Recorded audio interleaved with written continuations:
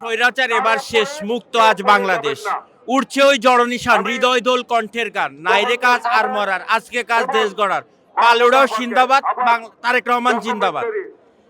বাংলাদেশের ইতিহাসে আজ এক স্মরণীয় দিন, 25শে ডিসেম্বর।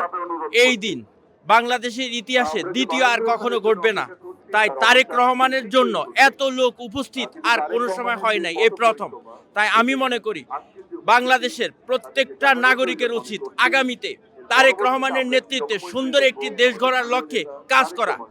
সেখানে বিএনপি সবচেয়ে বড় ভূমিকা রাখতে পারে, অর্থাৎ বাংলাদেশ জাতীয়তাবাদী দল। আমি জাতীয়তাবাদী দলের একজন সৈনিক হিসাবে, একজন কর্মী হিসাবে তৃণমূল থেকে এসেছি। আমার বাড়ি লক্ষ্মীপুর জেলা, রামগতি থানা। আমি মনে করি তারেক রহমান একজন বীরের ছেলে, সে বীরের মতোই বাংলাদেশ শাসন করবে। যেন বাংলাদেশের প্রত্যেকটা গ্রামে উনি ওনার বাবার মতো সেই গ্রাম সরকার প্রত্যয়ন করে, গ্রাম সরকারের মাধ্যমে যাতে প্রত্যেকটা বাংলাদেশ শাসন করে, এতে করে বাংলাদেশের মানুষ উপকৃত হবে।